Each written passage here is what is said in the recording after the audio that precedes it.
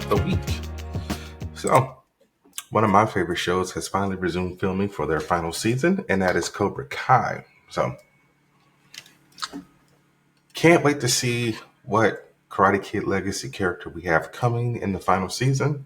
Maybe Hilary Swank will come back. Who knows? But it would be nice to see, the aftermath of Terry Silver's ass whooping and John Kreese's escape from prison. It's like, bro, why would you escape from prison? You are so dumb. You are really I don't dumb. think he was in prison. Maybe he was in jail, just waiting to be sentenced. Who knows? But when we get that, we get that. So I don't know if you guys watched What If last week or listened to the review, but Devery Jacobs, who was the voice of Kahori, who's also in Echo, came out to talk to you fuck nuggets who keep saying, why do these characters need to exist? It's because Echo is like one of maybe 5 comic book characters who are even Native American. And yeah, representation matters. It's like, well, did y'all have that energy? I mean, y'all want every single superhero to be white? It's just like, get over it, yo. But yeah. So some people were saying, have Marvel having 2 Native American characters back to back pretty much is repetitive. I'm like, is it? Because one's in live action, one's animation. Yeah, the shows aired back to back, more or less, but it doesn't matter, because we had Iron Man and an Incredible Hulk come out within a month of each other. So it's just like, get over it, y'all. Let Native Americans have some comic book characters, okay? Stop asking who decided we needed this. Just, if you don't want to watch it, don't watch it. But don't just bitch about it just because of, the color of the skin of the character. Because I'm pretty sure nobody would care if Echo was white and deaf. I mean, we watched the show with the blind white guy. So it's just like, get over it. So I got some casting news for season 2 of The Last of Us, and I actually can't wait for season 2 to come out next year. So Caitlin Dever will be playing Abby. I believe it was rumored that she was going to be playing Abby before. Yeah, because me and my former co-host brought it up. So yeah, she was on Last Man Standing with Tim Allen. She was in Booksmart, aka Lady Superbad. She was Cassie Drake in Uncharted 4. She was in Dope Sick. Justified. I don't think I've seen any movies with her besides Booksmart. Apparently, she was also in Dear Evan Hansen. Oh, and Bad Teacher. But yeah, so she's gonna have to bulk up for this role because Abby is buff as fuck. All right, young Mazzino is playing Jesse. I've never heard of this individual, so let's look him up. No, not Young and May. Young Mazzino. Yeah, I've never seen him in anything. Apparently, he was also in the snooze video for SZA. Oh, he was in Beef. Didn't watch it because I got rid of Netflix. And Isabella Merced will be playing Dina. Let's see if I've seen her in anything. All right. So, she is an actress and a singer. Apparently, she was in Transformers The Last Night. She is going to be in the new Alien movie. But yeah, so far, the only thing I've seen her in is Transformers The Last Night. And apparently, she also did the voice of Ava in Kingdom Hearts back cover, which I don't think I watched because it's a short film. But, congratulations to those 3.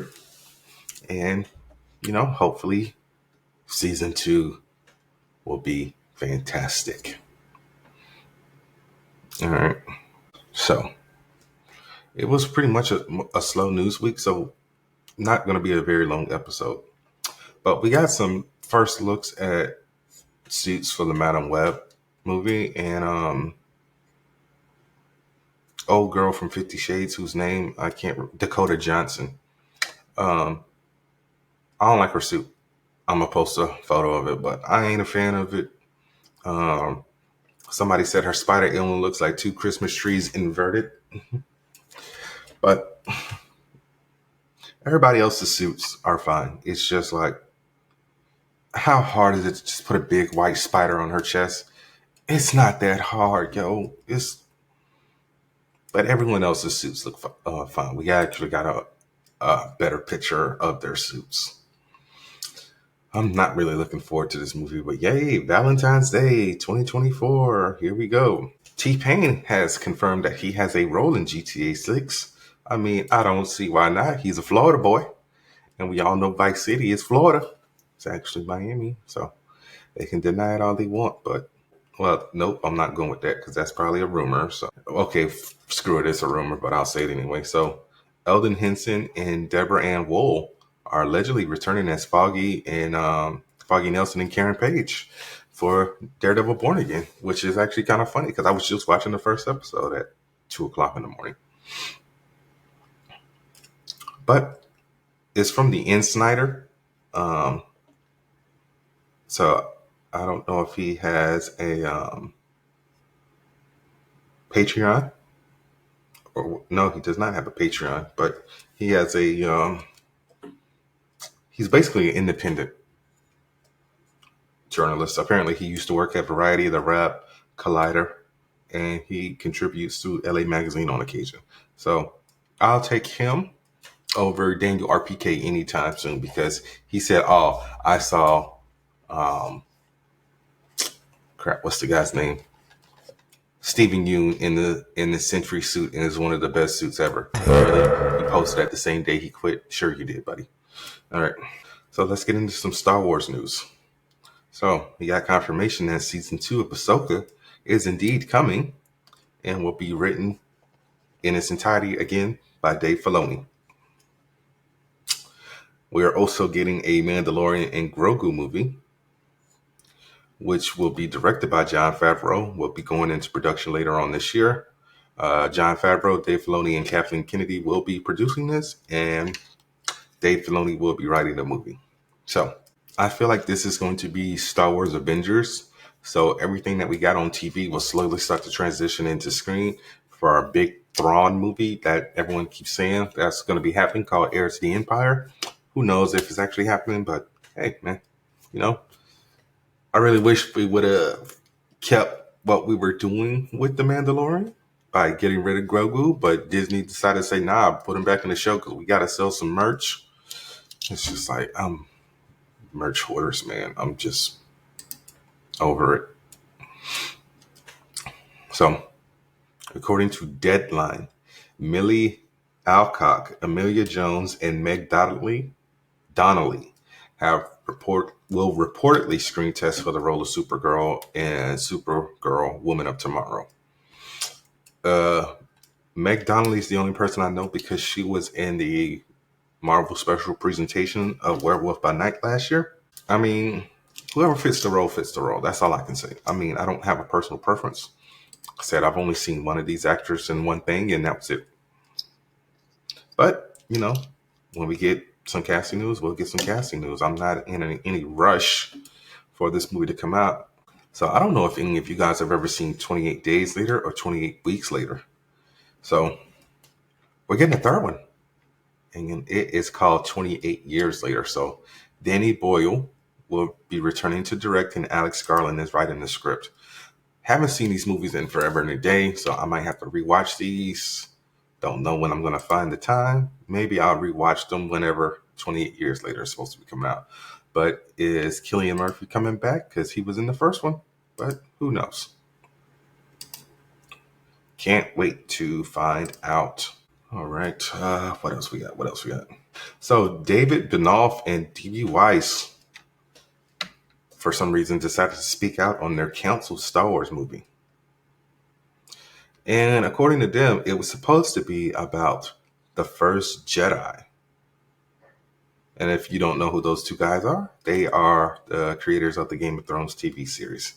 So they said that when they pitched it to Lucasfilm, it was supposed to be about the first Jedi, like I just said, and it was basically how the Jedi Order came to be and how the first lightsaber was made. But then Lucasfilm decided to change their mind and say, yeah, nah, we ain't doing that. We don't really care. So screw it. Would have been nice to see, how everything came to be in the world of Star Wars as far as live action goes, but it is what it is. You can only do so much with what you got. All right, what else do we have? Because like I said, very slow news week. So Robert Downey Jr. was on Rob Lowe's Literally podcast, and he said that his Iron Man performance in the Marvel movies is some of his greatest acting work. And he said, I think I did some of the best work I would ever do, but it went unnoticed because of the genre, which is an actual fact because Marvel only put him up for a Emmy consideration after after Endgame. So it's like, damn, did y'all not feel confident enough in this man to, try to put him in any other Emmy nomination for, best actor or whatnot? I'm just like, good grief. But he made a valid point. Small bit of news, but who really cares? Because it's like you're not really needed. You served your purpose. Eduardo Franco, who played Argyle in season 4 of Stranger Things, said that he never got a call about season 5. It's like, bro, you weren't from Hawkins. Like, you didn't even make it to Hawkins. So why would they even consider bringing you back? But, I mean, I get it. This is your claim to fame, and you wanted to, suck on the teat a little bit more. But Stranger Things has officially started production on season 5. And the sooner it gets here, the better. Really? There's a Street Fighter Ride coming? I guess.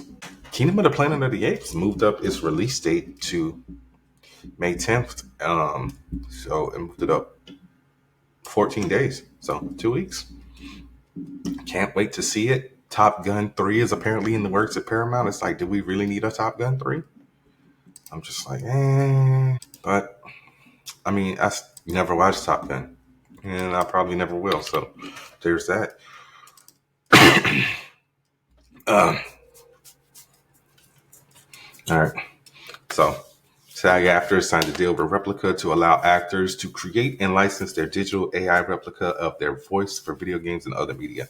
So keep in mind, this is video games and other media. Don't necessarily know if this considers TV and film. And it says this new agreement paves the way for professional voiceover artists to safely explore new employment opportunities. Okay, so this is just literally for voice actors who are part of SAG.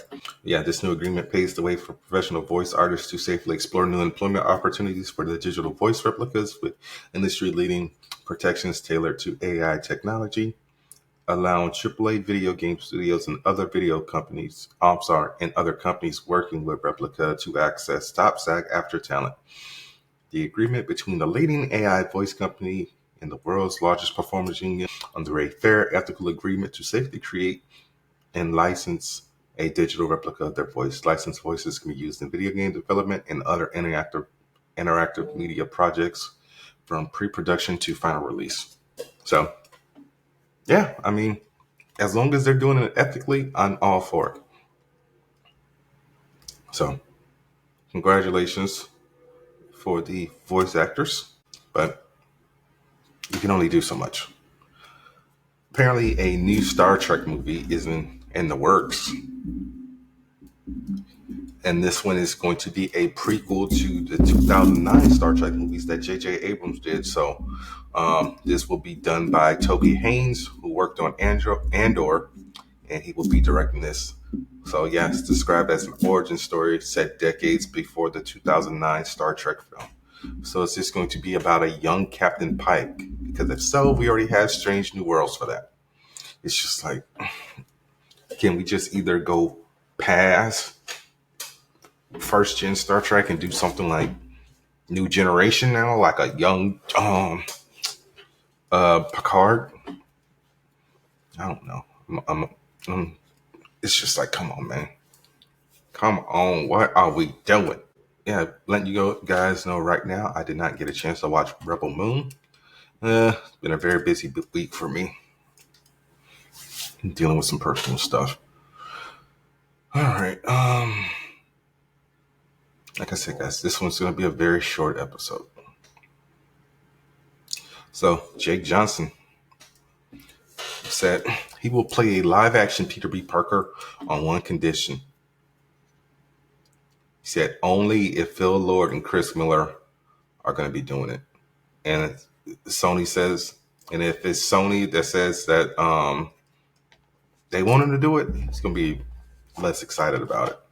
Because he said basically with Sony, there's an element to just make money, just to make money in projects. It has to be something he's really passionate about, because if it's just about the money, he ain't doing it. So shout out to Jake Johnson for, being the cool, awesome person that he has been since New Girl. What are we gonna get into? I guess we can do our review of Echo. So, Echo, Disney Plus miniseries, also is on Hulu. Stars Aquila Cox as Maya Lopez, Vincent D'Onofrio, Charlie Cox, Graham Greene, Bernie Jacobs. 5-episode series. So, if you guys did not watch Hawkeye, you don't necessarily have to watch Hawkeye, because you're going to get a recap in the first episode, more or less. So, my only issue with this series is they decided to change Echo's power set, which I'm honestly sick and tired of Marvel doing just for the sake of doing it. So, this is the second time they've done this that I can think of off the top of my head, especially with these two characters, because they have the same power set. They have photosensitive reflexes. So basically, if they see a mood, they can mimic it. So they changed it with Taskmaster by making it by putting a computer chip in Taskmaster's brain. And they just basically said the showrunner / director for Echo said, oh no, her power set's done. It's literally in the name, it's Echo. So she can basically be an echo of what someone's doing, as opposed to what they did with Echo's power set. And they made the Choctaw tribe, it seemed like they were aliens or something like that. And they had the power to heal and also had superhuman strength. And every generation added a new power set. And so she was able to echo throughout her family's lineage. And I'm just like, device. There are no other devices or contacts to drop in on. To drop in on this device, drop in from the Alexa app by tapping on the chat icon in the bottom navigation bar. My echo scared me because I said echo 5 times and I didn't close my door. Yeah, so it's 5 months after the events of Hawkeye. After Maya shot Kingpin in the face, she hopped on her motorcycle and went back home to Oklahoma, where she basically is going to disrupt Wilson Fisk's whole operation and become the Queen Pin. And almost every other episode was a flashback episode. So episode 2 was a flashback episode that took place in. But yeah, I mean, like I said, overall the series was good. It was just can we please just stop changing power sets just because a showrunner thinks it's stupid? It's if you don't respect the history of the character, don't do the show. That's all I got to say. But honestly, with that one little nitpick, I can honestly give this a 6 out of 10. And it felt and that was mainly because of the power set change and just basically trying to showcase Daredevil in all the trailers when he's only in the show for what you showed him for in the trailers. So yeah, guys, if you were expecting to see a lot of Daredevil, sorry to disappoint you, but it ain't happening. All right, let's get into Percy Jackson and the Olympians so I can go to sleep.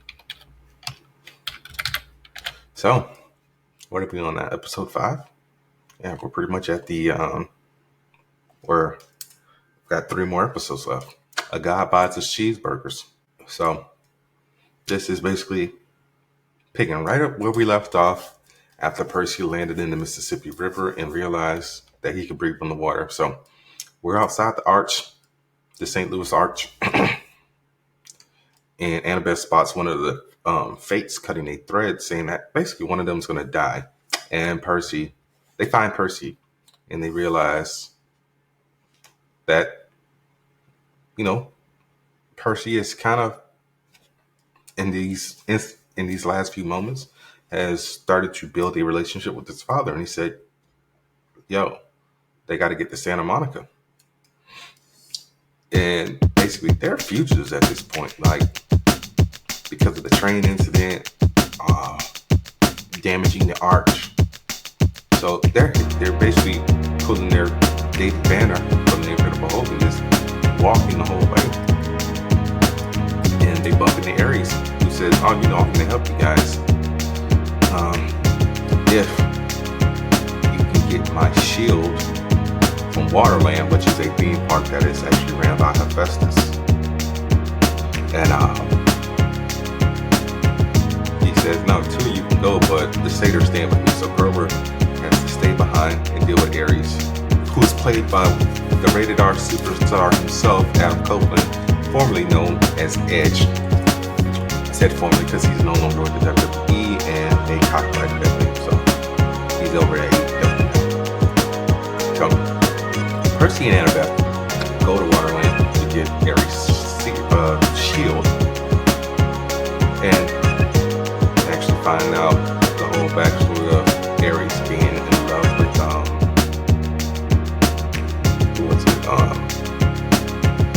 Aphrodite. And Hephaestus actually sets a trap for whoever tries to get the shield. You have to sit in this golden throne and the shield will drop. But it's kind of like the weight in Indiana Jones. So whoever sits in the chair, they're stuck forever. Hephaestus comes out, played by Mia Loco's boy Timothy Amundsen, aka Lassiter from Psych. Got a little beard thing going on, and Annabeth pleads for him to let him go because Percy's not like the other gods or the demigods. He's not a petty individual. He's a very wholesome individual. So they let him go. They drop the shield back off with Ares. Ares gets them a ride to Vegas, where they have to get assistance from Hermes. And Grover, during his conversation with Ares, figures out who stole the lightning bolt. But yeah, this episode was good as well. We got a little bit of the backstory between Hephaestus and Aphrodite. And it was good to see Adam Copeland doing some decent acting as opposed to the one time he was in that Highlander that we don't talk about. Because it was bad. But yeah, so there's that. Got really nothing more to say, you guys, but like I said, I gave you about just under 30 minutes. So, like I said, slow news week, I can only do so much. Like, I can look for a few more stories, but I don't think there are any, honestly. Congratulations to Willem Dafoe. He got his star on the Hollywood Walk of Fame. But yeah, that was about it. So, yeah, guys, that was it. So, this is Bernard. And that was a very, very short episode of the Angry Blerd podcast. Be sure to rate, review, subscribe, tell a friend, tell a friend. Go to debbie.gg and use my promo code AngryBlerd10 at checkout to save 10% on your order. All right. So I will see y'all later. Peace.